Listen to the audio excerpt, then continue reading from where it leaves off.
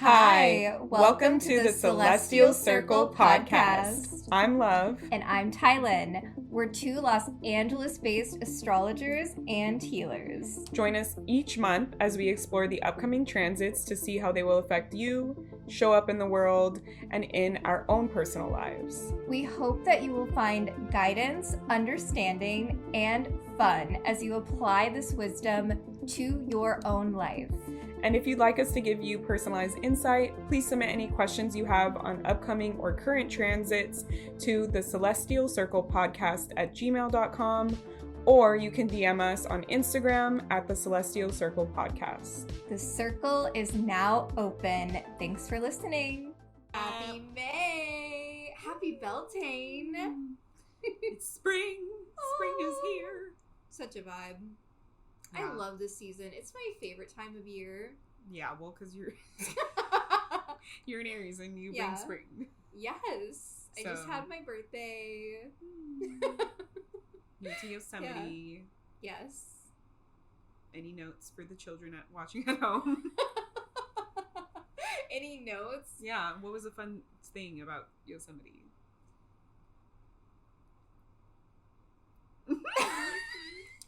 Nothing was fun. It was horrible. I liked Yosemite. It was cool being in nature. Yeah. Well, we've talked about this off the air, so talk to me off the air if you really want to know. I tried to bring in some relatable, easy hitter question, and you're like, I will not be revealing how I feel when I to the depths. You know me. Don't go to the depths. Just say something like I hiked the Mist Trail. Yes, I did hike the Mist Trail. That was the one thing you can reveal these things to people. It's fine. She's like, no. It's all of the story or none of the story. Yeah, exactly. Well, we can talk about, you were saying, energetically, it felt like you said there was, a curse. Yeah. That's, cool information that people would want to know. It's heavy. And I did enjoy it because I love being out in nature. Mm-hmm. I am a mountain fairy. Catch me in the mountains. It's a vibe. But that particular land did have an unsettling feeling with the elementals. Mm. And I learned it was because when they were taking over that land and conquering that land. Colonization. Which is heartbreaking. The chief lost his son in that, and then he placed a curse on that land, basically saying that you shall not feel peace here on this land. And that was the unsettling feeling that I was getting there from the elemental beings, but I also felt the raw primal energy, almost like that land itself was saying, leave me alone. But there's so many people there, even for the time I went, which was I guess off season. Even though it's waterfall season, it's not as crazy popular than if you were to go in summertime. It's defrosting still, so people don't go as much. And there was a snowstorm, so at the end of it, which was kind of scary because the road in was completely blocked due to a rock slide. And they were saying that it wasn't going to be cleared until the next day. They were like, yeah, it might be a couple hours. It might be the next day. And I was like, I'm not waiting. So I went in through the mountains in the middle of the snowstorm just to make it out all. We had to go around. That's Aries energy. That's when my mom energy, I locked in. I was Tylen was telling me, she's like, I literally walked all the way down to the road where it was blocked off to ask the police officer what was going on because I needed answers. I'm like, not this one line Aries sun. The human design and the astrology are coming out. You were like, I need answers. Yeah. And I'm going to go and seek them myself. Yes. I'm not going to be coerced by this hotel person to just stay another night. Yeah. No, Josh had a show the next day, which he crushed. So we weren't missing that. I love it. Yeah. I love the Aries, I will make it happen. But yeah, it was fun. I love being in nature. It's my one of my favorite things to do, just for grounding. And I love being in nature, bro. It's the best. Dude, the Earth is the best, bro. It's the best. She just be making fucking hit after hit after hit. Are you more of a mountain or a beach person?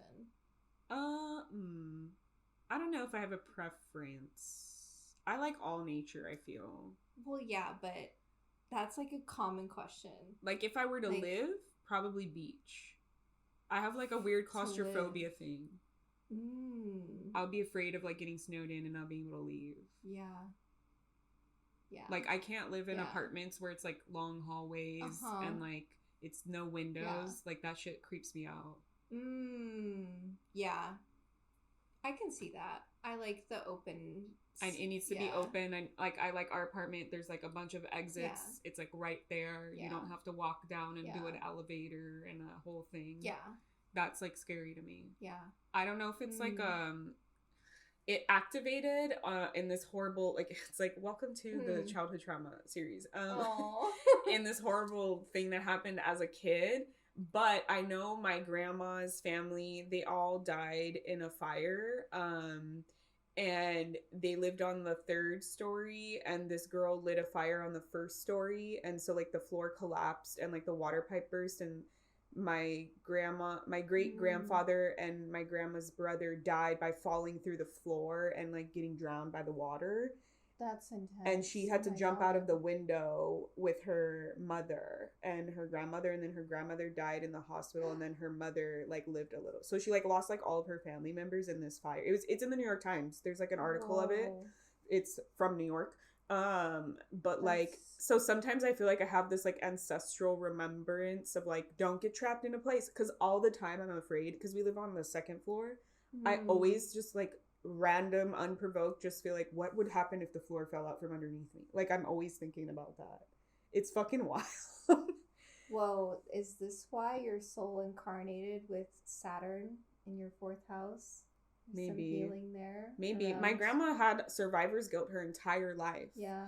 Because she felt like, why did I live and my family died? Yeah. You know? So she definitely had that. And like, probably lived in survival mode, you know, her whole life type of thing. Yeah. And then my claustrophobia thing I've always had that thought of like, what if the floor fell out from under me? But the claustrophobia piece didn't kick in until we went on this cruise, because my grandpa was a cruiser, and so he would want to do like family vacations, and he would pay for us to go on the cruise as a family.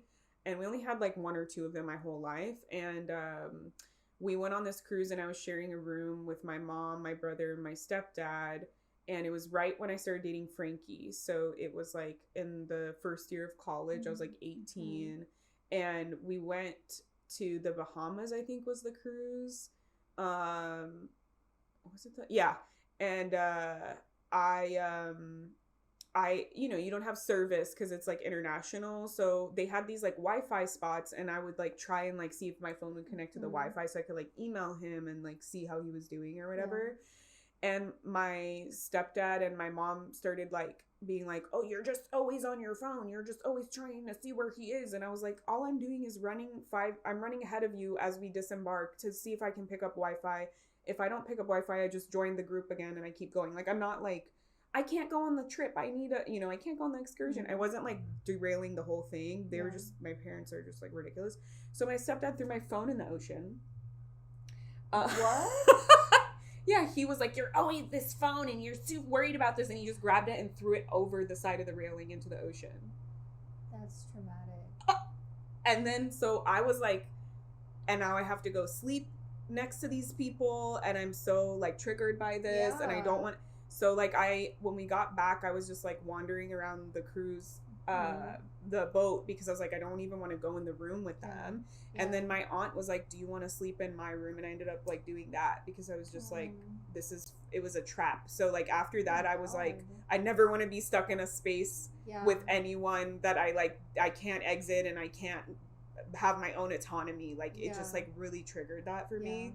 So now it's like, it's fine. I'm fine in elevators or whatever, but it's like trickled down to like, I don't want to live in an apartment where there's no like windows and things and I can't get out. And like, for years I was like, I'm never fucking going on a cruise. Like, fuck this shit. But then like, you know, people were like, it's who you went with. So if you go with I've gone on cruises now with Frankie and my family since then, but I'm just like never gonna stay with my parents. Yeah. And it was my It's mom. traumatic. It was so normal. My mom was just like, well, you deserved it. And then I was like, what the fuck, for like trying to connect to Wi-Fi? At that time, were they paying for your phone? Yeah, I'm like a kid or Yeah. whatever. And then my mom was just like, we'll get you a new one when you get home. And then I was like, I will be getting my own plan. And I just I had like the shitty like Metro PCS because I was like, fuck that. Yeah. And I worked like 3 jobs in college to pay for it. Oh my god. That's the Pluto Sag vibes of like my whole childhood is like shit like that. Yeah. And I'm just like, I could write a whole thing about this. It's wild, y'all. Yeah. It's just traumatic. You just choose to have Pluto transiting your first house. like at a yeah, very my young whole age, so childhood was like intense. fuck my life. I get the feeling of like not liking the constriction. It's so weird, but I'm like that with the blanket. Like when Josh will like put his arm or something over the blanket, and I'm like, oh, please stop! I don't like the feeling. I also, when Frankie will like lean on top of me, I'm like, I was just perfect exactly like that. Like, don't put pressure on me. I don't like this. My body's like, no, I'm a delicate little butterfly. Like, don't touch me. Yeah. Yeah. So the that constriction. That shit was traumatic like as fuck. The rest of my family was like, "Are you okay?" Like they were all like, "This is crazy. Yeah. I can't believe your family members." And my mom and my stepdad were just like, "This is another day." Like they're just so used to like bullying me my whole childhood and like taking their emotions out. Oh my it's like, why are you getting pressed that like I want to, you know? And he was like, "It's a stupid," and it's like, "Fuck you. We've been together for 12 years, you bitch." Like, oh my God. you know, my Aries moon is like, you didn't even fucking know. Like, you thought, oh, it's just like a little tiny little relationship that will pass, and it's like, fuck off. Anyways, that was so traumatic to go through. It's like, now we have to spend the rest of the time together. Oh my God. Yeah. And on that cruise, my mom spent the whole time in the next cruise we went on, she spent the whole time in the smoking section and then complained that nobody hung out with her. Ew, in the smoking section? Yeah, why would you want to She didn't do a single excursion, didn't want to get off the boat. She just complained that nobody wanted to hang out with her in the family, even though we said we would, just not in the smoking section. Yeah. And she just refused to fucking leave the smoking section. Oh. So she's like, I made friends with all the smokers, and everyone was like, good for you. Yeah. Oh my God. Yeah. My life is a dream, y'all. At least you got to go on a cruise. I still have never been on a cruise, and I just turned 33. It's not like a thing for everyone. It's a specific kind of travel. It's not my preferred kind of travel. I just go because my family was like doing it, and it's like I'm not paying for this, you know. So yeah. Well, hopefully you enjoyed some pieces of it. I think I did. I can't remember. Oh, the way that I got back at her is I refused to smile in every family photo that we took. So angsty. I was like, so you want to make my life a living hell? Then I'm gonna make you. She's like, let's take the photo. You know, when you get off the cruise, they have like someone taking the photo. She's like, come on, and I was just like deadpan face like in the photo, and she was like, why aren't you? And I was like, you can't make me smile, bitch. Like, and then I went and I took a solo photo shoot with my book that I was reading, and I like smiled, and what it was were like you reading? It was a thick ass book. I can't remember. I can't remember. But yeah, I was like, I took like, it was like Belle. Like I was like taking photos with my book. Like I was like a Disney princess. And then I showed my mom and she's like, how come you're smiling here? And I was like, cause I was having a good time there. You're like, I was reading, of course.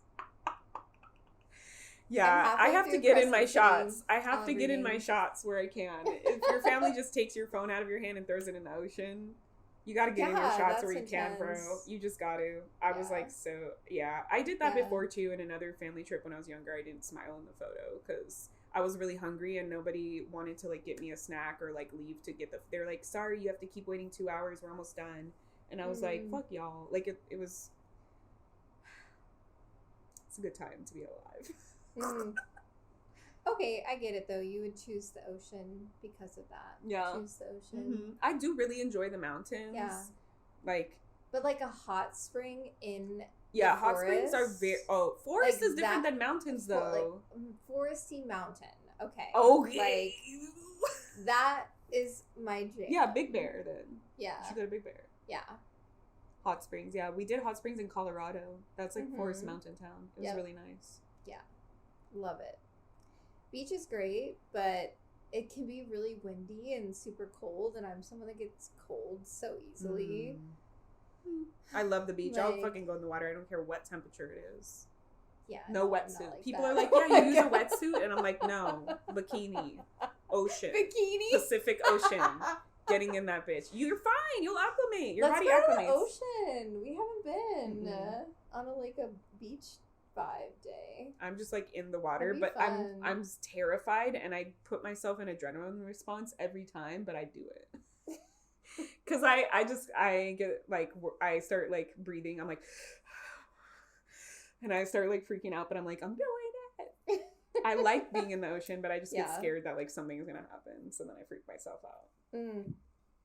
It's a fun time. Yeah, the I'm ocean scuba certified, so. is a dangerous place, though. Like, the ocean is wild. But I think it's like when people are afraid of the ocean, it's like it is a dangerous place, but it's like, you know, going into it that it's a dangerous place. So it's sort of like you accept the terms. It's like, I accept that if I go into this ocean, there's a risk of danger. And it's like, this is where the sharks and all those things belong. So I'm in their home. So like, it's not like, oh no, fuck that. And like, that's where they live, you know? Yeah. Like, what am I going to do about that?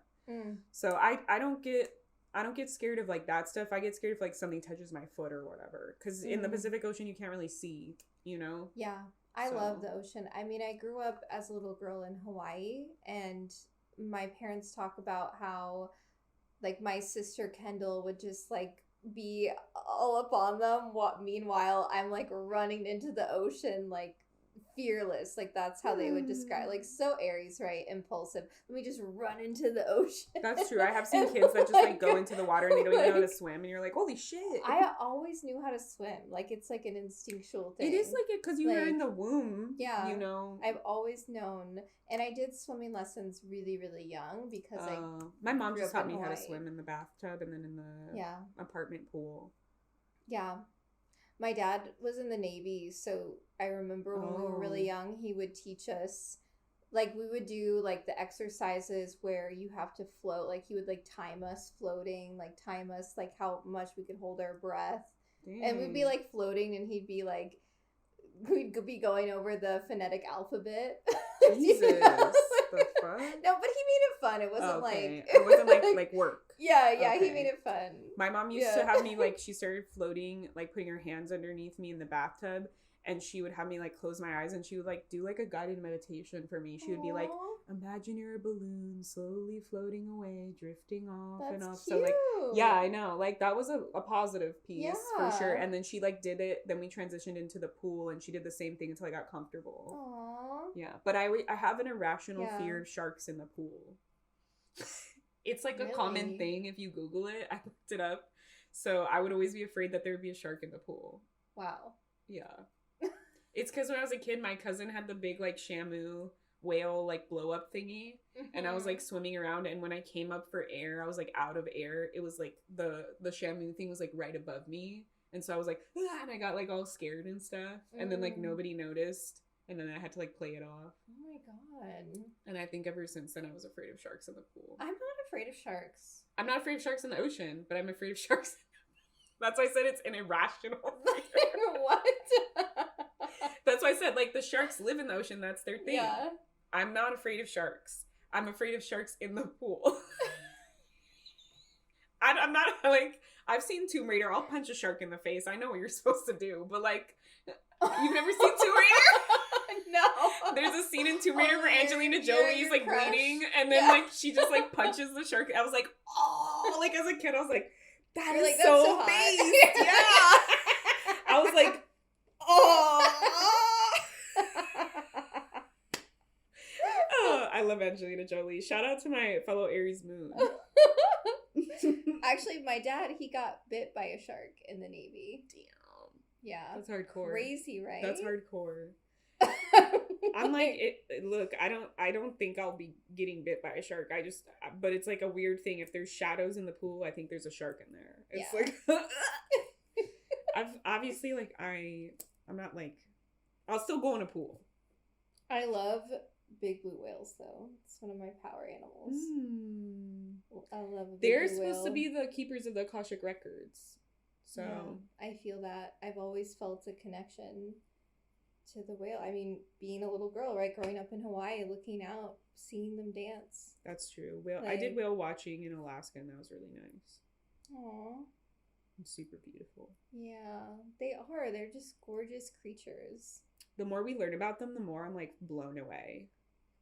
Like, there's just so much cool shit about about whales. I saw a TikTok that they originally were a part of the deer family, and I didn't look it up. It was literally just last night. No, and I'm like, is that real? There's some animals that they went into the ocean and they trace back the lineage and they're related to deer. Yeah. That's crazy. That the deer is like when they stayed on land, they morphed into deer, and then when they went to the ocean, I don't know if it's whales, but I know there's a few like animal water species that are like related in that way. Whoa. Of like the evolution of in the water versus on the land. Wow. I know, nature's cool. Could you imagine seeing a deer this big though? That would be crazy. Well, I mean, they had like mastodons or like mammoths and stuff back in the day, you know? Yeah. I'm glad we don't have deer this big though. Just roaming. Why? You could ride it then. You could technically ride a deer as big as they are now. Not the weight that I am, but if there's one that big, then the weight that I am wouldn't be. Yeah, I don't want to break their spine. They're not designed for horseback riding. I guess so. There's some stags out there that are yeah, but they're not designed. I would want to make. I'm like, is this structurally sound? Like, is it like patting the deer? Like, is he good to go? Actually, I have seen a couple clients. I've seen this in past lives where they would ride the whales like before we would have shifts. Like they would. You can do it. And that's how they would travel. Like. On the whale. All I ever want is to have a connection. bond with an animal like that, dude. Yeah. So bad. This is why it's illegal for us to talk to dolphins. Because wait, it's we illegal? Can, it is. Because we can create telepathic bonds. Wait. When did this become a law? I think it's because they did scientific experiments with dolphins. Wait. Should we stop recording? Is it? No. Okay. What, you want nobody else to know that's now drawn into this? Is it illegal to talk to dolphins? What? I feel stupid typing this. Whoa! In Texas, it's illegal. Under U.S. Marine Mammal Protection Act of 1972, it's illegal to harass, quote unquote, wild dolphins, which includes interacting with, feeding, chasing, or attempting to communicate with them. While simply speaking aloud near one isn't a crime, trying to elicit a reaction or disrupting their natural behaviors. Okay, so it's sort of like if you're like domesticating the animal, where they're like, don't feed it, like don't do that. Yeah, but it's basically like talking to them, right? Building. Wow. A connection with them. I wonder what happened in the 70s and the 60s that they were like, we need to turn this into... There was an experiment that they were doing with dolphins. That's why. There was some scientists and it got like sexual. Oh, that's why they said no? It was the sex part? Yeah. That's where they drew the line? Yeah. Wow. That is... You didn't know that? That's crazy, right? I mean, I knew we could talk to them, but like... But then what about that guy recently that said he went underwater and the dolphins taught him how to breathe underwater? How come he's not going to jail? Is he going to jail? That whole story is insane. They tested his lungs and he had like oxygen levels that showed that he was underwater for a long time. Debunk it, saying that it wasn't real when he like actually went and he got all those reports done. Yeah. Which is crazy. Well, I guess it's better that it's hidden. Let's Gerald's do this. Gerald? That's his name? No, Gerald is the name of the dolphin that... that taught him? Yeah, that was that like, he wrote about? We chose you. Gerald's like, we chose you to... Whoa, I'm getting chills. I want to be chosen by I love dolphins. I love dolphins. I mean, growing up in Hawaii, like... Dolphins are really sexual, so that makes sense. The Little Mermaid... That was my jam. Like, I just wanted to be... I did really like Little Mermaid as a kid. In the water. I enjoyed Little Mermaid. My Pisces rising. Just... I did, yeah. That was a good get. Yep. Damn.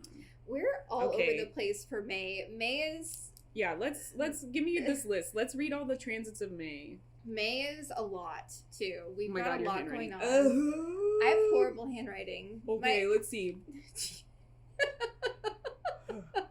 Okay, May 1st, Scorpio full moon. 11 degrees. May 2nd through May 15th, Mercury in Taurus. 16th. May 2nd through May 16th, Mercury in Taurus. May 6th, Pluto retrograde 5 degrees of Aquarius. Mm-hmm. So it won't leave Aquarius, it's just retrograde. Yes. Okay.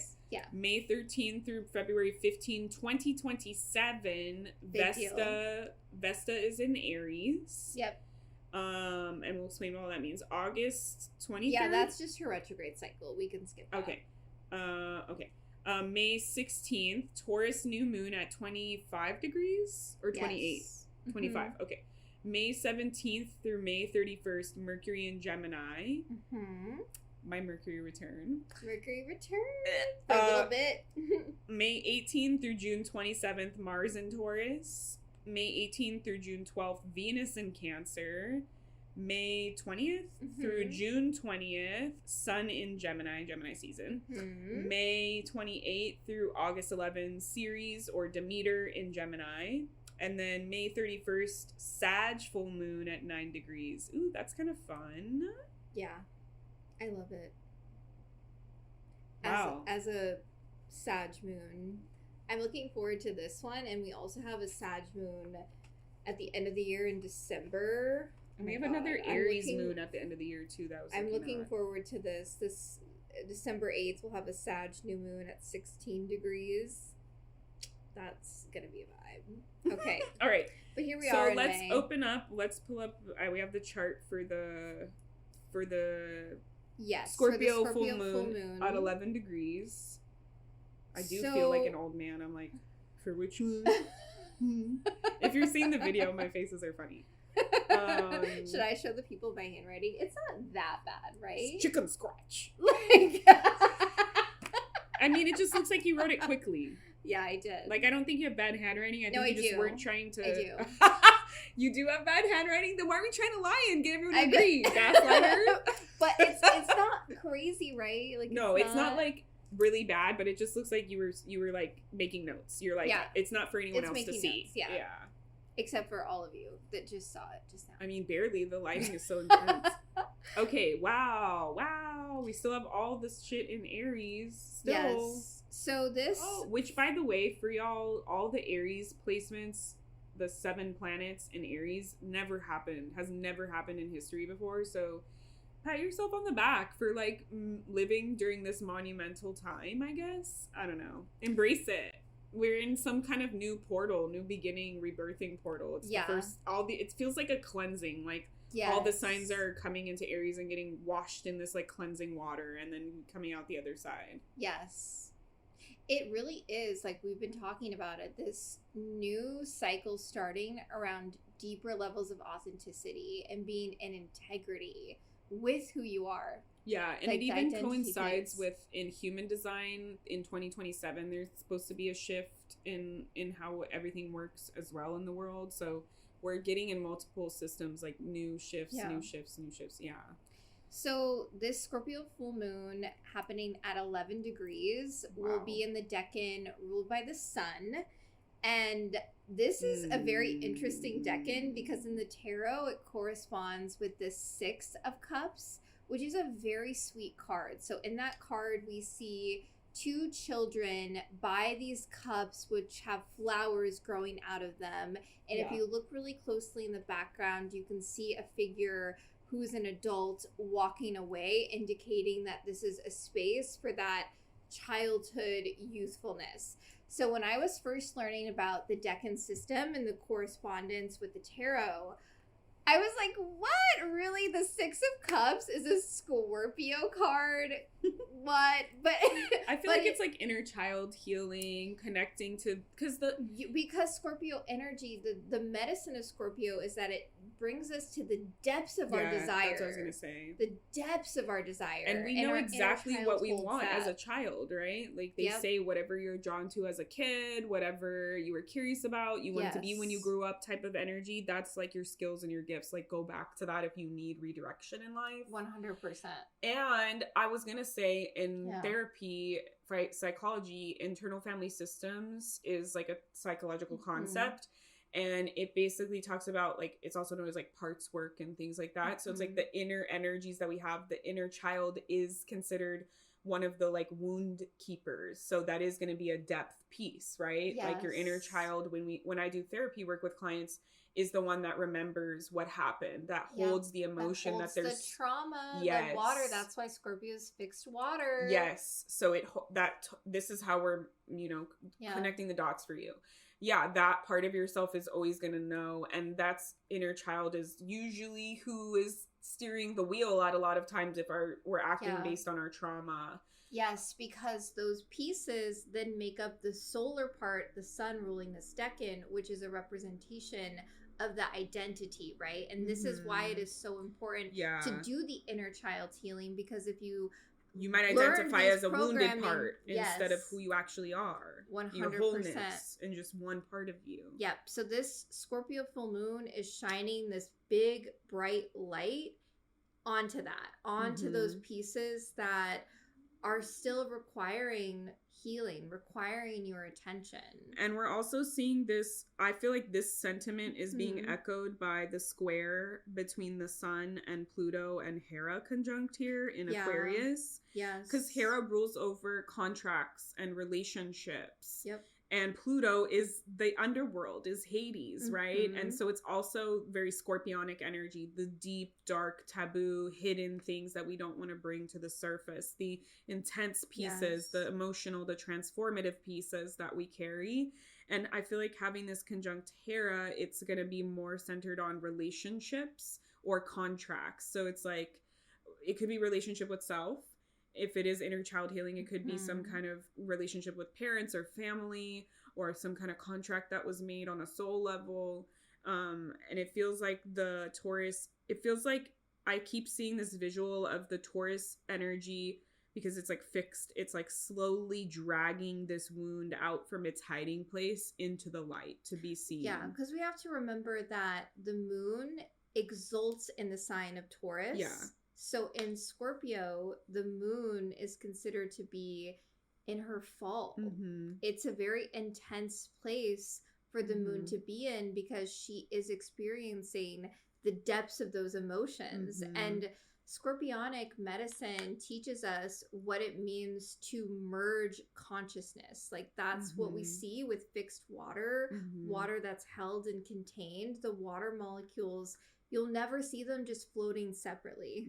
Like they take up the shape that they're poured into. Exactly. Yeah. They're merged together. And that's a very intense place for the moon, the unconscious, to be in. If you think about our emotions being held in a container, we naturally want to release the emotions, alchemize, let them go. And I find like Scorpio moon, especially if you have this natally in your chart, they struggle to let go of those things. They struggle to move past those things, which is why that can be a hard mood placement. But we also have to remember that Scorpio is the keeper of alchemy, is the keeper of transformation. Oh yeah, they are very intuitive. They understand the undercurrents of everything. Yeah, Scorpio moons, I call them like the master detectives. Like they're able to pick up on I recently learned, if you watch Summer House, Lindsay is a Scorpio moon, and she's always the one girlfriend that's like, oh, this sounds like some information that I shouldn't be privy to. And why are we talking about this, about the two people involved without involving them? I think I need to go tell them. Like, she's like the real one that's like, why are we starting drama and rumors without including these people? Let's let them know. Let's bring it into the light. They care about the truth. And that's the loyalty piece too. But that's also what you're talking about by getting stuck in the emotions. It's because it's a fixed sign too. So we have to remember that piece. Like, there are layers to this. Yeah. Yeah, especially like we can continue to use Lindsay as an example. She struggled for years with her relationship with her mother and releasing that wound, and she really couldn't really fully move past that until she became a mother. It seems she was able to let go of some of that because it was a new place to put that energy. Yeah. So yeah, this Scorpio moon, it's probably going to be bringing up a lot. Well, also with the Pluto and Aquarius and the square there, Pluto in Aquarius is a representation of the evolution that is occurring within humanity, as Aquarius is a sign that relates to humanitarian consciousness. So there's a tension there that is being sparked for the collective. It's like it could be shining a big pain, wounding spotlight on something that is a wound for the collective. I agree, the collective here, because we have that positive energy with the North Node here as well. So, and there's also a square that the moon is making to Eros, who is now in Leo. So it's so interesting to think about like the wounding and the pain points that are coming up around the sense of self, the identity, because again, and loving the self. Moon is happening in the decan ruled by the sun.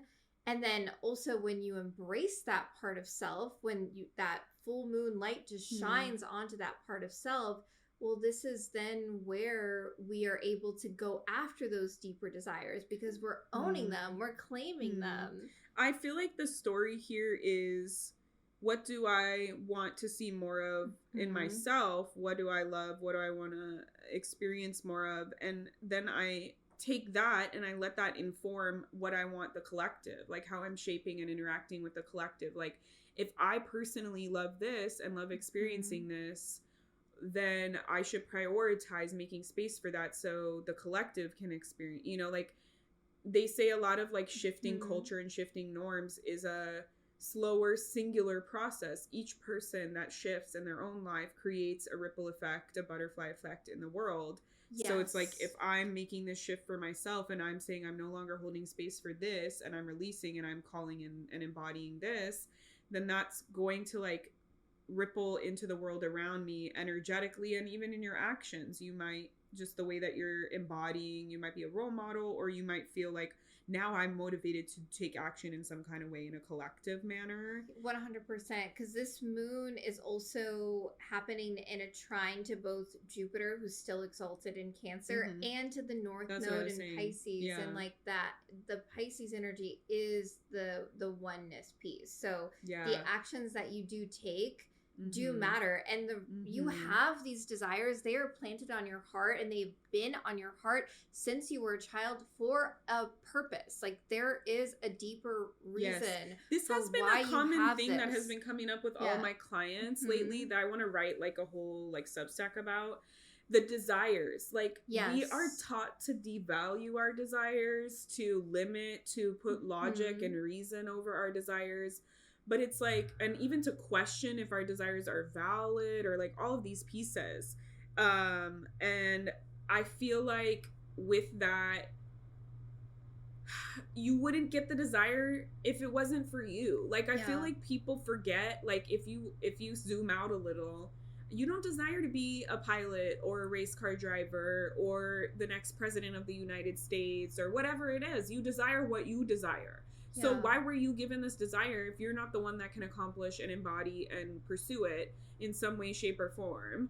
Like, it just seems ridiculous that people are like, oh, well, that's not good enough, or that's not this. It's like, but you got that specific desire for that specific reason because you're specifically suited for it. So there's another piece to that, though, where desire, and when we're talking about the scorpionic energy, which to me feels very Hades, right? The Lord of the Underworld. And when we think about the story of Persephone and Hades, the earth splitting open, right? When Persephone purposely touched the flower that she didn't grow as the queen of flowers, like, but it was an uncomfortable experience for her to have the earth ripped open and for her to then claim her role now as the queen of the underworld. And that is the truth when it comes to facing some of our desires, where we are then stepping into a new identity. This is the solar part of this decan of Scorpio. A part of claiming a desire ultimately then means claiming a new aspect of an identity, right? Like one of my deepest desires. That's true, because it's like, oh, my wounds, and I define my identity, and like, who am I going to be without this? Who am I going to be if I fail in this desire? Yeah. Who am I going to be if I get the desire? I'm scared. Because it means that your life might change. Like one of my deeper desires ever since I was a little girl, like I would connect with my crone version of self, which is such like a Saturn archetypal energy. But she would tell me, you're a best-selling author. And am I that right now? No, but it's like it's still something that's woven within my deeper undercurrents of my identity structure, because I know that that is a part of my path, and again, why I have this desire. Exactly. And that desire, it ultimately is not just about me fulfilling it, but about the impact that collective we never know what is the collective shift that will happen when you embody your desires. We don't know. Most of the time, like, you inspire people, but you're not, like, they're not telling you to your face. Like, if you're a best-selling author, sure, maybe you know you're making an impact from, like, the book sales, but, like, unless that person is like, oh my God, this book was life-changing for me, this helped me embody this or do this, like, we don't know. But if we just cut ourselves off before we even try, then that will never be shared with the world. And that's the other piece that I want to end for desires is, like, just because you have that desire doesn't mean it's the end goal. A lot of people get scared to go for their desires because they're afraid, like, what if it doesn't come out exactly how I vision it, or I can't achieve it exactly how I want? But your desires are more like a vessel or vehicle, a catalyst. Like, if you desire to do this thing and you start to set out to do it, maybe somewhere in the process it unlocks something else that you needed to start the desire in order to get there, and then your path changes to a different desire. And so I feel like people feel like bad about that, and they're like, well, I originally started doing this, so I feel like I need to stay doing this, or like, oh, I sold out or I failed because I ended up doing this thing. But it's like, you never know. Like, maybe you needed that desire because that's what motivated you and got you to this place, and then when you were in this place you got this opportunity and that led you over here. Like, it's like these little, like, breadcrumbs, you know, in a path that you're being left. And I feel like so many people get scared about even trying and starting or initiating because they're like, what if it doesn't come exactly? And it's like, it's not about the desire needing to be exactly as you see it or you feel it, but just about honoring it and respecting it and acknowledging it. Yes. Like, if we think about Scorpionic consciousness being that fixed water, I think about it being this ancient well that just goes, it penetrates to the depths. And when we think about the sun being the ruler of the Stecken, right? If we peer the light, we can only see so far. So it's what you're saying is like following the breadcrumbs, following that desire. Oh, it's lit up here. There's been a sense of completion. Oh, the light's going this way. Okay, let's follow the light. But you might not be able to see the ending point because Scorpionic consciousness, it just keeps going. Like, it's always craving deeper levels of truth. So that's what this is all about, and that's what this full moon is bringing up, and it might be painful, right? Like, it's not always easy to confront wounds, especially if they're inner child related. They can be really deep, really heavy. Sometimes our desires and even connecting to them, like I said, because of those conditionings that we're raised with, feels hard or wrong or awkward when you're first starting to do it, or you feel like an imposter. All these different things can come up, all these shadow pieces can arise. But I feel like they're saying, like, think about the future, right? The North Node being here, not just your future, but the collective future. And why is it important for you to step into that? Why is it important for you to heal this thing, to alchemize? It's maybe some collective thing that you never know. 100%. One more thing with this full moon in Scorpio, it is in a really cute sextile to Pholus, who is retrograde in Capricorn. Pholus being the god of wine, ruling over altered states of consciousness. So it does feel like there's some kind of support within this lunation as you are in the healing process of uncovering the depths of these desires. to allow yourself to be in that trance state, because that's what fullest rules over. And it doesn't necessarily need to be through a substance like wine, like what he rules over. It could be through a hypnosis journey, or through breath work, or through dance, through movement. Yeah. But that can be really supportive for you. Unlocking this piece. Yep. Yeah. Okay, what's So our next one we have is May 2nd through May 16th. We have Mercury in Taurus. All right, so Mercury in Taurus. Yes. I mean, we're coming off of all of the Aries energy, every Aries energy. So which we'll still have with the Mars for a little bit. Yeah. Yes. So it still maybe is going to be a little heated, a little sensitive, a little combative, especially because Taurus is a fixed sign. So I feel like Taurus can be a little stubborn. They're not going to be like argumentative and hot-headed, but they might be like, no, I don't want to. Well, Taurus knows how to set boundaries. Taurus is a sign that relates to one's resources and self-worth ultimately. So when you pair that with the mental energy and the expressive energy of Mercury, it is so easy to set the boundaries and to be very clear about what it is that you want, what your no is, what your yes is, because there's an attunement to the body sensation that happens with Mercury and Taurus. Yeah, I feel like if you've seen like the Bugs Bunny meme where he's like, no, like I feel like that's like Mercury and Taurus vibes. I love that you're bringing that, like the quality of that, because there's a lot to be said around Mercury and Taurus and the relation to the slowing down in the mental body and in the expression, because I know for a lot of people that have this placement natally, there is a requirement when it comes to like intaking information where it's like, let me ingest it in my own time. Let me sit with it. Let me like have this slow. It doesn't need to be quick, Exactly. And you know, slowing down our mental process too, I think, because the bull moves very slowly, but there's a steadiness to it, right? Where it's like there is a goal in mind, but it's taking it's the like, time. Don't rush, don't push me, I'll get there. To get there. Yeah. Yes. So it's a great time to slow down mentally. Huh, Jinx? Yeah, and maybe to like reassess boundaries, reassess communication, like how you're communicating, like the patterns or words that you're saying, like allowing, maybe think about things that you wish you had more boundaries or you want to get better at boundaries, and like using this energy during this transit to kind of like embody and embrace that.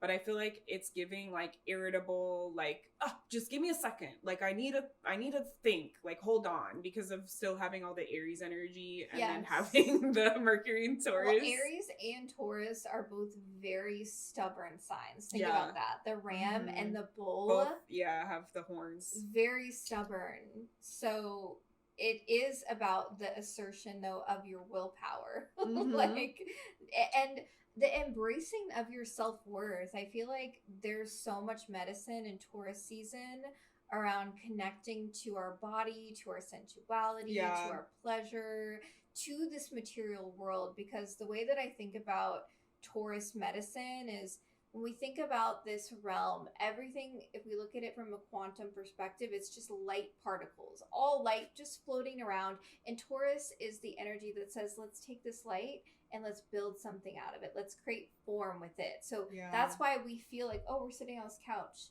I feel Jinx right here. Like there's a form and a structure. And the mental energy paired with that is, okay, what is it that you want to build? Like, see it in your mind's eye and then express that, but know that it might take time. And again, this is a very short transit. Mercury travels quickly, but utilize it to your advantage. Yeah, maybe Taurus rules the neck and like the upper chest area. So maybe like tapping, vocal, like clearing, throat chakra clearing will be good during this time. Like wearing necklaces intentionally, maybe if you want to pair it with like symbols of Taurus, like a bull, or like Taurian Venusian crystals like rose quartz, or like Mangano calcite. I don't know what's something for boundary, like a protection crystal or something, like an earthy, like a brown crystal would probably be good for that. I keep seeing what is that one? Mahogany obsidian in my mind. That was like a kind of like niche crystal. That's why I was like, oh shit, I have to go through the library a second here. So yeah, that can be like cool, or like an oil or something, like doing a massage on your neck. The sensuality gua sha on your neck would probably be good for that time. Yeah, I love gua sha. I do gua sha every day. I do it, but I'm not sure if I'm doing it right. It's so easy. It's just up and out. You can think about it. But like I've seen lifting, like professional releasing. people, and they're like, oh, you have to do like this pressure and this angle at this degree. Like it's like more involved than just. It's supposed to be like 45. It's supposed to not be like a deep pressure. I don't know. No, it's about listening to your body, and this is Taurus medicine. Taurus medicine will teach you how to listen to your body, right? Because like I have some clients that I work with, and they need very light pressure on the jaw. And then I have some clients that are like, get in there. I have so much jaw tension. Like, let's work through it. So it's, it's every person, every body is different. It's very true. And Taurus medicine teaches us that, how to honor what it is that we need. So yeah, do gua sha. Love that. And it is simple, up and out, like lifting, releasing. Yes. So Pluto in retrograde is happening on May 6th. And this isn't one we need to talk about so in depth because, again, we're going to have Pluto in Aquarius for the next 20 years until March of 2044, I think is. Yeah, so this is a cultural collective shift that we're going through right now. I will say, like, the main theme with retrogrades is they think it's like, from our perspective on Earth, it looks like the planet's moving backwards. Yeah. But a lot of astrologers talk about, instead of thinking it being reversed, think of it being absent. So it's like when this planet isn't here, and I don't feel its energies like in beaming down on me, what does it teach me, right? Like sometimes people are like, you know what, you're not appreciating me, so I'm going to create a boundary and distance, and you're going to maybe realize all that I do for you and that you take for granted, So I feel like it's kind of like that energy, like without Pluto here, what is coming to the surface? Like what is being illuminated without this energy being consistently orbiting forward in some capacity? So yeah, I feel like I keep seeing paper. I keep seeing people like typing on a paper. And I keep hearing like a lot of like a typewriter or like register sounds, like things are being printed on a register. And I keep seeing like a lot of, it's like, it feels like I'm in this like 1920s like Wall Street thing, like people with the visors, like, okay, are we bidding on this, are we trading this, are we doing this stock? Like it feels very like busy to me, like we're in some kind of marketplace, but it feels like you're like waiting in line and there's like 30 people and you're trying to get like a refund or something, or you're trying to like retract what you said and have it be changed in the paper or something like that. Like it feels a little bit like a going back and looking and then like refining energy. There's a reorienting of the collective systems. That's what you're feeling into, because Aquarius again represents humanitarian values. Aquarius is the fixed air sign, which is the water bearer, but I always think about it like a cloud because it's holding the water. The water is held within the fixed air, which is the cloud, and it has that ability to look from that higher vantage viewpoint around what is working within the systems and what is not. Right, because Pluto illuminates the dark hidden pieces. Yep. So like when Pluto is not illuminating, are the dark hidden pieces allowed to just go along free? Can they be in the shadows lurking? In the retrograde period, it's actually a deeper reflection cycle that's happening. It's like, no, we've got to look at this. Yeah, it's like I'm going to sit here in the darkness with it, with no light, and I'm going to get to know it in a different way. I didn't get to see it now, but I get to feel it. I get to sense it. 100%. Okay. So, I'm excited. Seeing when it's going direct? Yeah, Pluto goes direct on October 5th. Okay, so we're gonna be here for a little bit, in a couple months with this energy. I don't know. I feel like there's gonna be big shifts. I'm feeling big, like, collective pieces coming through. I keep seeing them, like, ripping something. So it feels like maybe something will be taken away from us or will be ruined more, which we are in a bunch of wars right now. So there's that. Yeah.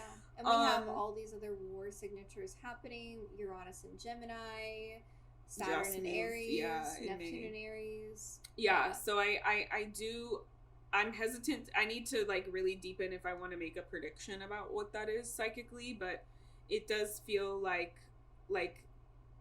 I'm seeing, like, a big giant mech suit, so it feels like maybe our country is seen as, like, a powerful giant. It feels like something is shifting around this. It feels like I'm seeing a blonde woman and I'm hearing, like, people booing, so I feel like there's, like, that'd be fun if it was Erica Kirk. They already fired the other blonde Pam Bondi.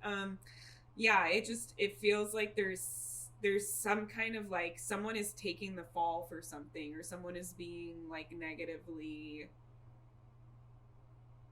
booed on, like, a large scale. Interesting. Yeah. Because, I mean, again, Aquarius medicine, it does represent the future of humanity.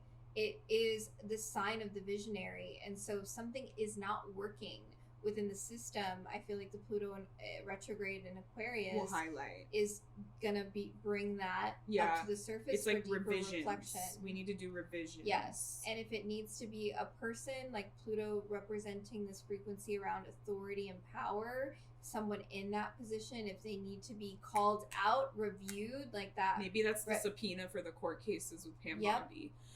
But I also, Spirit is saying, just because we are good, quote unquote, meaning the revisions that we might want to make the world better because of that Aquarius medicine, does not mean everybody else wants that. So people could be making revisions for their own agenda, right? So that's also something to think about. Like, maybe there'll be some governmental pieces coming up during this time. Yes. I see all the, like, evil I'm also seeing entities lurking in the shadows revisions waiting. And, like, this sort of energy around testing technology stuff, like the pieces of it where it's like, oh, we've got to put it maybe into there's more the AI test things system, and we've got to, like, review it. And yes, it feels like surveillance to me, which could be AI, but it feels surveillance to me, like, not just, like, regular ChatGPT AI. Like something's going to be tested around technology. Probably, like, new some ICE surveillance something or other, some dumb shit. So, again, Pluto... It feels nefarious. Pluto is the king of the underworld, and Pluto moves so freaking slowly, like 20 years. So these transits, they do take time for, like, whatever it's about to be revealed. But that's what's happening. And then May 13th, all the way until February 15th of 2027. It's a long transit. We have Vesta joining the party in Aries. Another Aries placement. Hello. Yay. Like, last episode was like, Athena entered the chat and Aries, now Vesta's here. What up? So Vesta is completing a cycle. Do you feel like in the beginning of May, as we're ending Vesta in Pisces, is there anything that, like, people should look out for to, like, wrap up? Or... Well...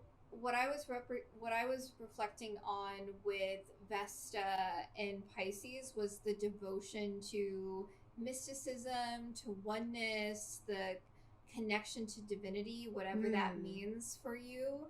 But it also can be, like, overly self-sacrificing, like that quality of the Pisces victimhood consciousness, like thinking and you then have to. Vesta, which is devotion, like overly devoting oneself to a cause that maybe isn't serving them directly. Whereas in Aries, like, this is devotion to the self, devotion to your own passion, your own desire, what sparks within you. Like, there is medicine when you take the time to be in service to what it is that you want to do in the world, because Aries medicine is assertive.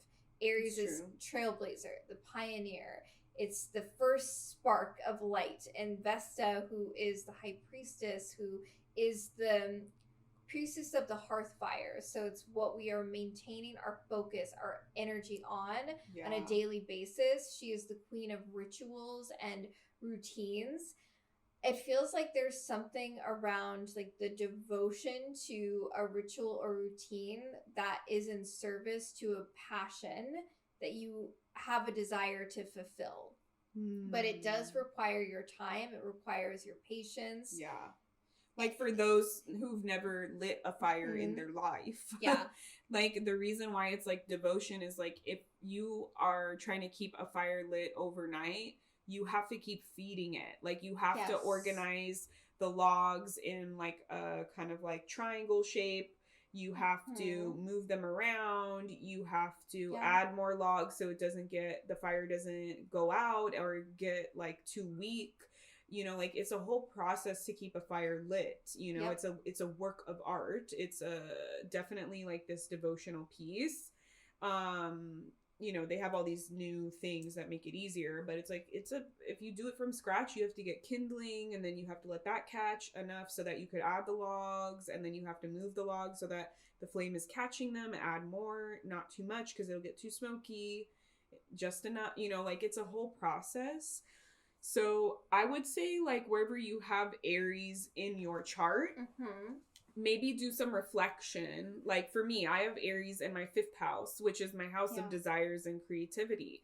So I'm probably going to feel like an extra energy to devote during this transit. And Saturn and Neptune are there. Exactly. So Saturn is like, you need to create a structure. You need to create some kind of schedule or some kind of boundary or something that supports this work that you're doing, that you're stepping into.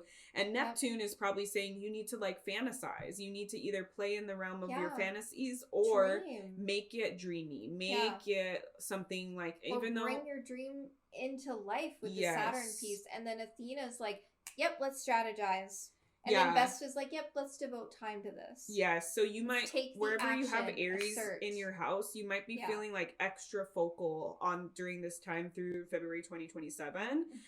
So spend some time thinking about this. Like I said, 5th house for me, I know I'm already feeling it with Saturn here and Neptune already here. Like I've been feeling like I want to do more creative projects either around the house or in my business. I've been feeling like I want to pull away from doing like events, and I want to do more like creating stuff that I can just put out in the world and people can enjoy, because I used to make like products and things.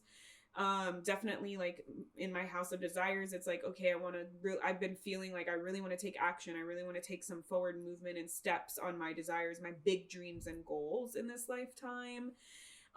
Like if you have where you have Aries in your 10th house, no, in your not your second house. Sorry, I don't know why I said that. I was thinking about Frankie, who has Aries in his 10th house. You have it in your second house, so it's like, okay, like you're maybe gonna feel like I really need to devote time and energy to my finances, to getting my money in order. Maybe you want to save more. Maybe you want to open up some kind of like 401k or IRA or high yield savings. Maybe you have they're saying like making things right. Like maybe there was some like money you owed someone or some kind of contract or something. Maybe you're feeling like you want to really up your game and your magnetism, your manifestation, your receiving, maybe you're having like this sort of like doubling down or devotion to like your morals and your values, right? If you have Aries 2nd house, you value individuality, expression, you value being able to like be a self-starter and initiator and take up the space that you want to. So like think about it. I guess we'll do 10th house. We'll cover like a couple. 10th house would probably be, so it's career and legacy and public image. So you might feel like I really want to spend time building up my public image. Maybe you're creating a page, you're posting a lot on social media, you're doing speaking engagements, you're doing podcasts or something. Maybe you're really feeling like I need to make those next steps in my career. So what's the effort, the devotion that I need to put in? Maybe you're feeling like you need to do spell work to feed that energy, to keep stoking that fire.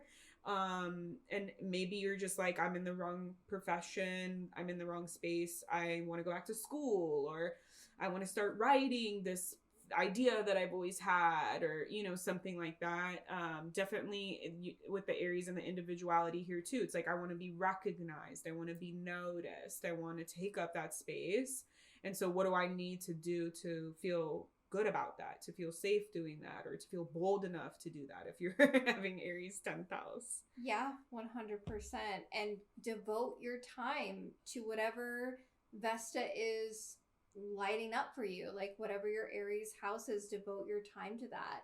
There's also a beauty within the Aries medicine that draws to physicality and to movement. I know we've talked a lot about this for all of the Saturn and Aries folks out there having their Saturn return, how important it is to be in devotion to some kind of physical practice, exercise, moving your body. And also to the sexuality piece. Like, we have to think about Vesta and her mythology being with the Vestal virgins, and Aries right? is a Mars ruled, which is also sexuality. Yeah. Yes. And the word, virgin, it didn't mean that they were like pure with abstinence. It meant to be whole within themselves. And that's ultimately what Vesta shows us, is the key of wholeness. And with that story, you know, in her mythology, because of that, she does show the range of what it means to be fully in your sexual power and then sexually repressed and in sexual denial. So it does feel like with her being in Aries for so long, there is a reclamation around sexual power, sexual expression. And that also feels like it ties really beautifully in with the Athena and Aries piece too. And also Saturn and Neptune moving through Aries, where, you know, Neptune is very dreamy, ethereal, the oneness, right? And then Saturn is the form, it's the structure. And it's like, have fun here in this physical body. Like, we incarnated to be here in this physical body. But it is also about having the sovereignty piece of who you share your energy with, right? Like, there is that piece that Vesta and Aries teaches us, because with the Aries medicine, and we've been talking a lot about this, it all roots back to authenticity. And is it in an authentic place to share your energy with whatever the situation is? Maybe it's not even with a particular person, but with some kind of project you're involved in, or whatever the thing is. Like, Vesta is going to ask you with this transit to be devoted to the things that light you up, that bring that spark and that passion through. So there's a lot of we're fun gonna to feel be that had fire here. for sure. We're gonna be feeling that Aries especially fire, with Athena there too, for a really long time. Athena's also gonna be in Aries for the rest of this year. And I just feel like, you know, in my profession, it's like nothing is coincidence. And the fact that we had all those planets in Aries, and that's never happened before. And now we're having all this still going to be in Aries for some time. You know, this one is like a year, but the other one, like Saturn, is like 2 to 3 years. And Neptune is like 15, 13 14, years. 14, Not me going around, but 14. Like, I feel like this is something that it's a paradigm shift, an energetic shift that we're going to be working with for some time. Yes. And I think Vesta's helping, like, ease us into that. Like, she's teaching us how to be devoted to something that takes time, how to be devoted to something that will have consistent effort and not just immediate success or, like, immediate results. Yeah, so to invest in yourself. Like, that's the Aries medicine. Like, the love of self and the divinity found within your vessel, that it's not something you need to go outside and seek and put all this external pressure on. Your divinity is within, and Vesta and Aries will teach you how to cultivate the routines and the rituals and the practices that are going to support you in the feeling state of that, because it lives within you. And this is why I'm saying, like, pleasure practice, like with Vesta and Aries, like, be in your body. Yeah, well, like, Aries rules the head too. So we saw with the Aries transit that never happened, all the 7 planets in Aries before that, everyone was getting like headaches or like sinus infections or like there's a lot of people feeling that energy like so intensely. So it's like if we're doing devotion, it's like, can I like, you know, do a hair mask or like a scalp massage, or like we were talking about the gua sha, like draining your sinuses and your face, like opening up your jaw, stretching out those muscles, right? Like maybe I want to wear like fancier, you know, like pretty earrings and things like that, you know. So yeah, movement, and for with sure. the head and the crown chakra, it is important to have a clearing practice. So I've been working a lot with like clear quartz, sort of white light energy coming up from the earth. So I visualize connecting with the earth and this clear quartz energy coming up all the way up and then around my crown chakra, and allowing for this clearing, this purifying energy, because oftentimes with the head and the crown, we are intaking the ideals and the information and other people's energy, and it's just getting stuck here, and that is oftentimes the cause for the headaches. It's you're intaking other people's energy, and it just needs to be cleared from your field. And Vesta and Aries will teach you how to do that if you listen. And our hair is connected to the element of spirit, and so whenever I do energy healing, I always, like, especially if people have long hair, I always feel drawn to like clear and cleanse out the hair. So it's not just like doing a shower, because a lot of our shampoos don't really have those herbs or things in them for real. It's like fake shit now. So it's like, can I do something intentionally to cleanse all that energy out of my auric field that I'm sensing and picking up on, so that I can help it be like the me, how we were talking about, just me and my desires and what I want, not other people's words, not other people's visions, not other people's, not my family's hopes and dreams for me. What is here for me? And that's the Aries medicine. All comes back to the self. And I feel like we're gonna have a renaissance of like what it means to be like anchored in this frequency of the love of self and deep self trust, because when you move through the world from that place, like that is true embodied leadership. Like that is what, and that's Aries medicine, is the leader. That's what it means to be anchored in your leadership. It's to trust yourself, your gifts, to know what your weaknesses are, and to be able to delegate properly. It's like, think of the warrior archetype. It's like the instinctual. We have to move now because this is what we need to do. Oh, this is the call that I'm making because that's what feels best for me. 100%. Okay. May 16th, we have a Taurus New Moon happening at 25 degrees. Let me pull up So chart. This will be happening in the decan ruled by Saturn, and in the tarot it corresponds to the Seven of Pentacles, and in that card we see a figure who is taking a resting point, looking over the garden, the growth that has already occurred. So there is this frequency around this card, around what it means to have the Saturnian patience, discipline, and devotion to whatever it is that is taking form, right? We were talking about the Taurus medicine and how it relates to the light, and then the light taking form. But Saturn ruling over this decan teaches us that things do take time to build. Do we see a building just built overnight? No, they build the foundation, they build the structure, then they go inside and you do all the furnishing and the last minute touches. It takes time to build something.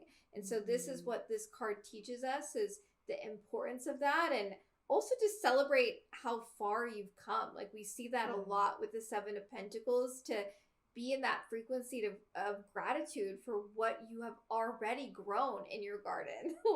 Take a beat, pause, celebrate, reflect on everything that you've done to get you this far in life. But then, maintain the discipline, devotion, the commitment to whatever it is that you are building moving forward. And there's a lot to talk about with this moon, because as you're probably looking, it's conjunct Mercury. We also have Ceres, the mother goddess, who is at home here, domicile, which is another representation of the agriculture piece, because she represents what it is that we are growing and the food, the nurturance, being, again, the key of unconditional self-love. So this piece is really, really interesting because with the new moon, we have the power of the mother goddess for whatever it is that we are planting that seed, because new moons are times where we plant the seed for growth. And we have Mercury, who is supporting us in the mental energy and in the expression of planting that seed, but knowing with the Saturn ruled decan that this seed you're planting is going to take time, and that's okay. Be devoted to it. Yeah, we have like honestly mostly trining and sextiling, so lots of positive energies really aspecting the moon here. So that's kind of nice. I definitely feel like when you're talking about like be proud of like what you did, that's definitely going to be echoed with Mercury and Taurus being here.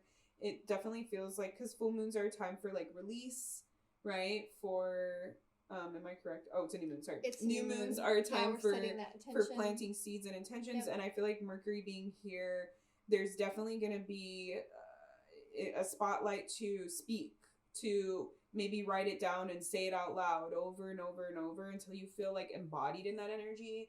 You know, like not just like I love myself, but like I love myself. Like I feel it when I say it. I see it. I'm embodying it. You know, like don't just say it. Oh, you know, like keep saying it over and over until you feel that power rise within you and you feel like you're like claiming it. Is kind of what's coming through. Again, we had that Mercury and Taurus like tapping on the collarbone or doing vocal releasing and things feels really good. It's like to clear the space so it's nice and clean for you to like plant your seeds in it. So like getting rid of the fear pieces and then speaking with authority, if that makes sense, as I choke on my spit. We also have the wide orb conjunction with Uranus, who is now in Gemini, which will be conjunct this new moon. So it's also like whatever the seed is that you are planting, there's a revolutionary quality to it with Uranus being planted here. Like there is some kind of like a visionary quality that is going into this intention, but it and also might communication as well with Uranus here. Yeah, it might feel shocking. It might feel surprising to be setting this intention, right? Like that's what I'm saying. Say it out loud, because like it's there's a quantum physics piece around like if we keep an idea in our mind, it's not defined. It could shift and change, but if we speak it out loud, it brings the idea into dense matter here on this earth, and it kind of like locks it in or solidifies it, which is why a lot of ancient cultures say like don't tell other people what you're working on until it's complete or things like that. And so I feel like that's kind of like a lot of the times when people are in therapy with me or doing energy healing and they're like, I can't believe I was like afraid to say that out loud. It sounds so silly now that I said it. Because there can also be an element of once I say it out loud, it takes the power that it holds over me, especially for things that you fear. So I think that shocking element makes sense, because you might be like blurting something out and be like, oh my God, I can't believe that like I was thinking that, or that I thought that I said that, or that's what was the feeling underneath here. Yeah. I also just feel like people are just going to be saying shocking things. Like maybe your friend says some shocking thing and it's like, you're like, oh my God, where did this come from? You know? Or you just like, you're like, that's so out of left field. I never would have thought that was like an issue for you, or you know, something like that. Yeah, that maybe goes against like a value system with Taurus representing the values. Yeah, and the communication, the Mercury being here, you might need to be like, no, practicing that note that we were talking about. The Taurus bull, setting the boundary. Like, I see like things flying quickly everywhere so fast that like we can't tell what they are. So I just feel like there's going to be a lot of energy around with Uranus being conjunct here. It's just going to be like, whoa, there's like, not that this is what is actually happening, but it looks like spirits like flying around. Like I'm at like a way station for spirits or something.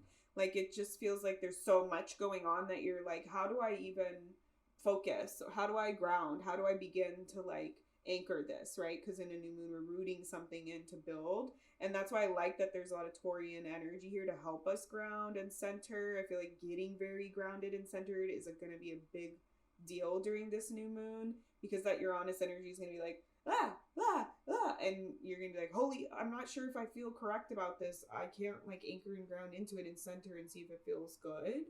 I also feel like you also might need to ground and center because Uranus might be awakening something here.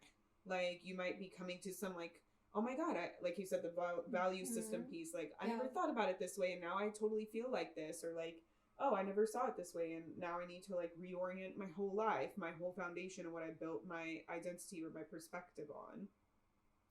That's definitely coming through as well. And I feel like Venus in Gemini will maybe like help smooth it because we have that like sextile there. It looks like Venus isn't sextile the moon, but the moon is in a really cute sextile to Jupiter, exalted in Cancer, which is great because we have that cosmic support and blessing with this seed that we are planting. It's sextile Mercury. Yeah. So similar. Because Mercury's conjunct, so it's like all of them are together now.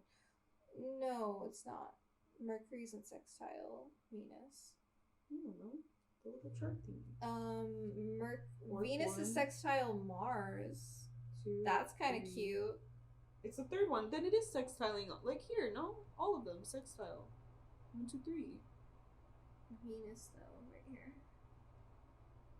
Venus. Well, yeah, but the sun doesn't have the first layer. It's not this one's not the sextile. This is in conjunct. This one's sextile. I was just looking at the green energy. It means that they don't see each other in the sky. Okay, because in mine the green is sextile and the thing I normally use. Oh, that's weird. Really? Yeah. That's weird. Never mind. No, it's all good. Okay, so we have that. But yeah, the sextile that the moon is making to Jupiter is really sweet because we get the blessings, the abundance flowing in with this intention that we are planting. That like there's always a beautiful feeling when we have that Jupiterian consciousness impacting a lunation, especially a new moon, because it's like, oh, this is great. Especially if it's a sextile or a trine, it's like, oh, great. Like we have this support. We have like a big cosmic hug in the intention that we're setting. Even if it might feel like what you're speaking to with the Uranus energy, a little chaotic. No, I think that we are getting a lot of support for that. Yeah. Yep. Yeah, because even Pluto, we're getting same thing, supportive. Whereas before, I was gonna say too, there's a trine that it's making here. Yeah, to all of those placements. When Yep. in the full moon, it was a square, and now it's trining. So I feel like it is, supporting. It's bringing in this harmonious energy for us to feel like it's okay to look a little deeper. It's not, I don't know, it feels like it's like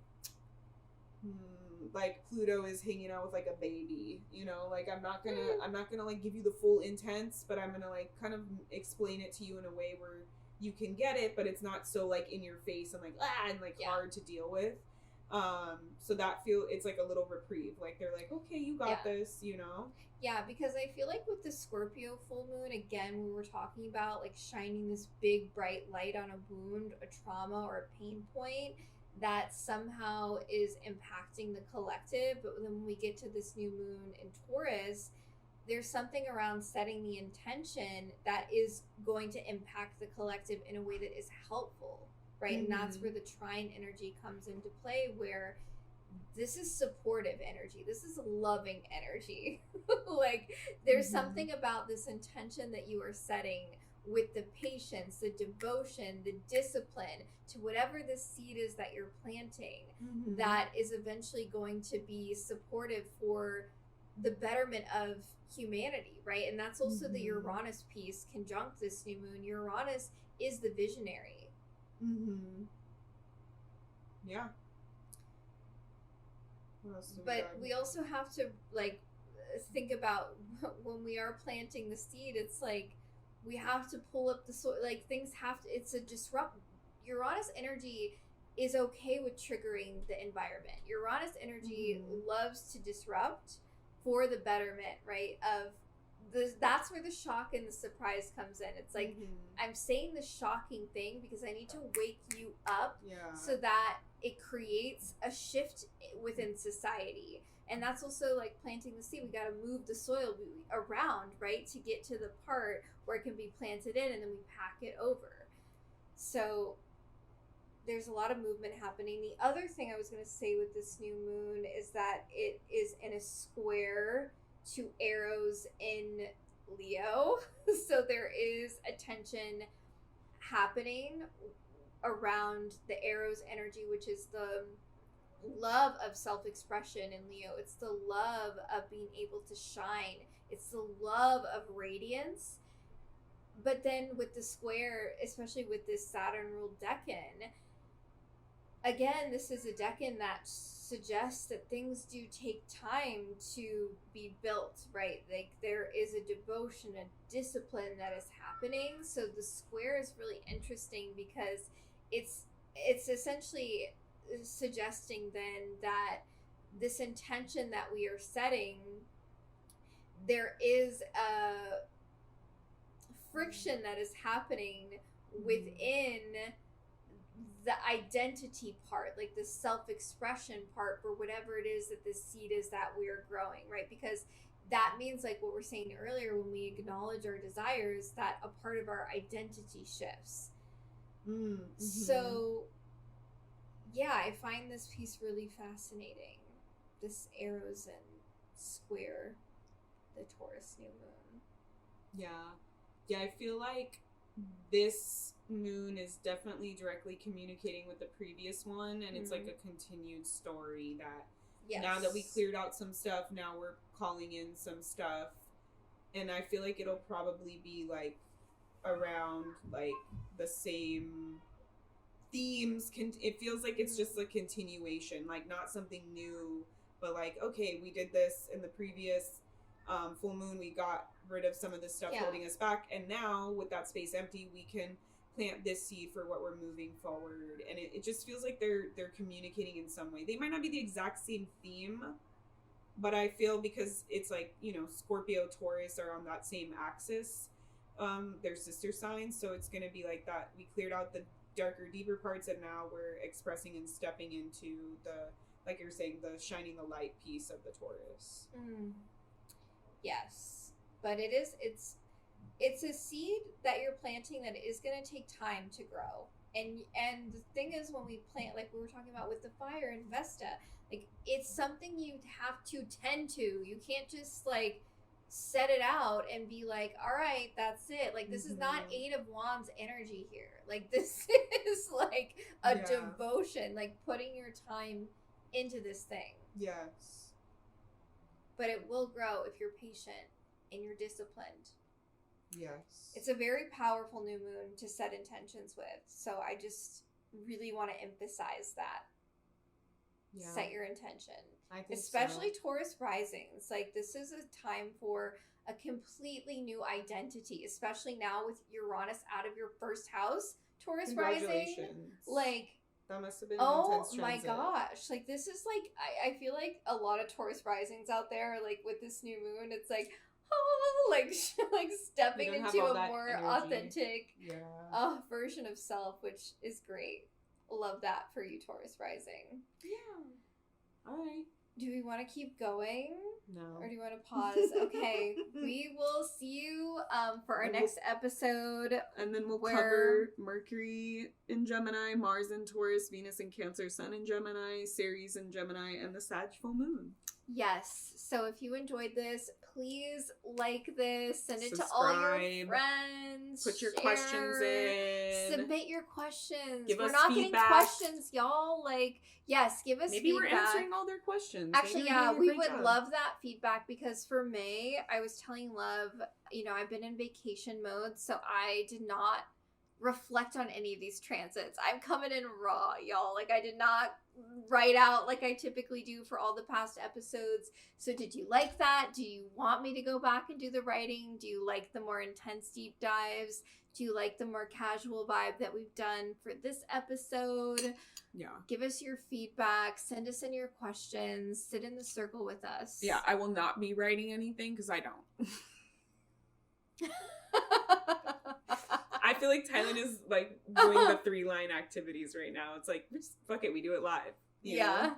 I mean, I looked at these like ahead of time a little bit, but yeah, I really didn't. I mean, I wrote it like at the beginning of the year when I always do my writing out of the transits, but it's a different thing to write it versus like sit with it. Because all the other months, if you go back and listen, like I really sat with these transits and did like deep dive into the themes. What if people are like, I didn't notice the difference?